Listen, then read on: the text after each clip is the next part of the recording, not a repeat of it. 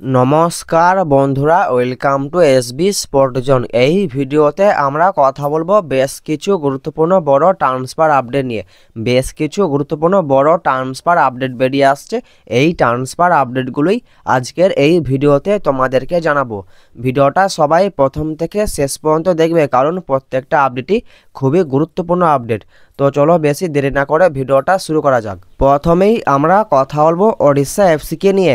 ওড়িশা এফসিকে নিয়ে তোমাদেরকে প্রথমেই যে আপডেটটা জানাবো সেটা হলো যে ওড়িশা এফসির গোলকিপার অমরিন্দর সিং। তো অমরিন্দর সিংয়ের সঙ্গে ওড়িশা এফসির কন্ট্রাক্ট আছে 31শে মে 2026 সাল পর্যন্ত।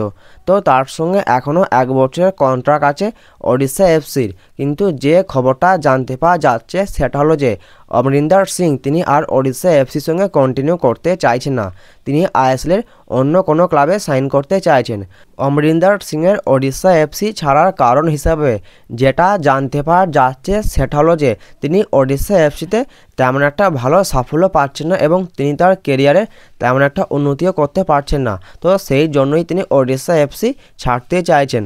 তো এরপর আমাদের এটাই দেখার যে তিনি শেষমেশ কোন ক্লাবে সাইন করে, এটাই এখন দেখার বিষয়। ওড়িশা এফসিকে নিয়ে পরবর্তী যে আপডেটটা তোমাদেরকে জানাবো সেটা হলো যে ওড়িশা এফসির সেন্টার ব্যাকে খেলা বিদেশি প্লেয়ার মুর্তাদা ফল। তো মুর্তাদা ফলের সঙ্গে ওড়িশা এফসির কন্ট্রাক্ট শেষ হচ্ছে 31শে মে 2025 সালে। তো সামনেই তার সঙ্গে ওড়িশা এফসির কন্ট্রাক্ট শেষ হতে চলেছে। তো মুর্তাদা ফলের মার্কেট ভ্যালু হলো 1.2 করোড়। তাকে নিয়ে যে আপডেটটা বেরিয়ে আসে সেটা হলো যে মুর্তাদা ফলের সঙ্গে ওড়িশা এফসি ম্যানেজমেন্ট তারা আর কন্টিনিউ করতে চাইছে না। মুর্তাদা ফলকে নিয়ে এরকমই একটা আপডেট জানতে পাওয়া যাচ্ছে। ওড়িশা এফসি ম্যানেজমেন্ট তারা এখনও পর্যন্ত এই সিদ্ধান্ত নিয়েছে যে তারা মুর্তাদা ফলকে ছেড়ে দেবে। তারা ভবিষ্যতে তাদের সিদ্ধান্তের কোনো বদল আনে নাকি, এটাই এখন দেখার বিষয়। তো মুর্তাদা ফলকে নিয়ে ভবিষ্যতে কোনো রকম কোনো আপডেট জানতে পাওয়া গেলে আমি তোমাদেরকে অবশ্যই জানিয়ে দেবো। এরপর আমরা কথা বলবো ইস্টবেঙ্গল এফসিকে নিয়ে। ইস্টবেঙ্গল এফসিকে নিয়ে তোমাদেরকে প্রথমেই যে আপডেটটা জানাবো সেটা হলো যে ইস্টবেঙ্গল এফসি সেন্টার ফরওয়ার্ডে খেলা বিদেশি প্লেয়ার দিমিত্রি দিয়ামন্তাগস।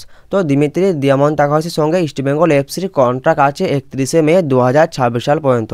তো দিমিকে নিয়ে যে আপডেটটা জানতে পাওয়া যাচ্ছে যে দিমিকে আর ইস্টবেঙ্গলের দলে রাখতে চাইছে না ইস্টবেঙ্গল এফসি ম্যানেজমেন্ট।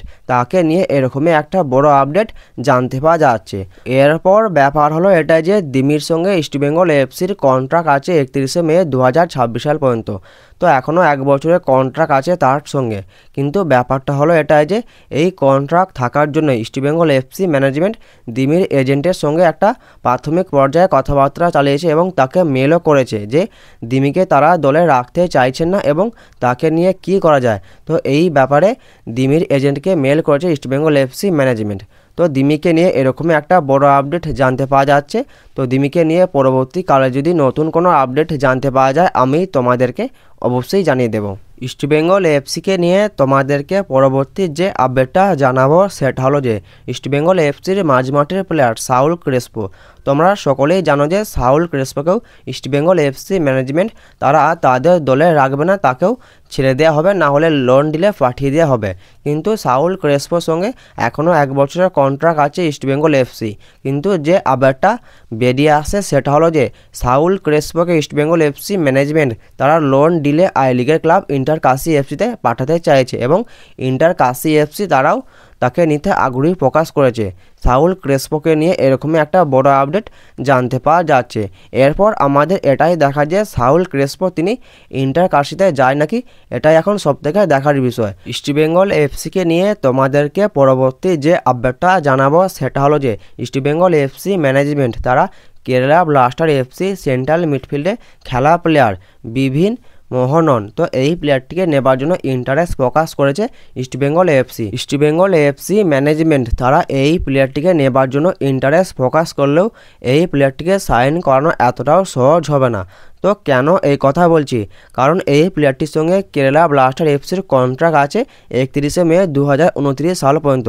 বেশ বড় একটা কন্ট্রাক্ট। তো তাকে যদি দলে সাইন করাতে হয় তাহলে অনেক কোটি টাকা ট্রান্সফার ফি দিতে হবে কেরালা ব্লাস্টার এফসিকে। ইস্টবেঙ্গল এফসির এই আপডেটটা নিয়ে পরবর্তীকালে যদি নতুন কোনো আপডেট জানতে পাওয়া যায় আমি তোমাদেরকে অবশ্যই জানিয়ে দেব। আজকের এই ভিডিওতে তোমাদেরকে এই আপডেটগুলোই জানানোর ছিল, এই আপডেটগুলো তোমাদেরকে জানিয়ে দিলাম। ভিডিওটা যদি ভালো লাগে ভিডিওটা অবশ্যই একটা লাইক করে দিও।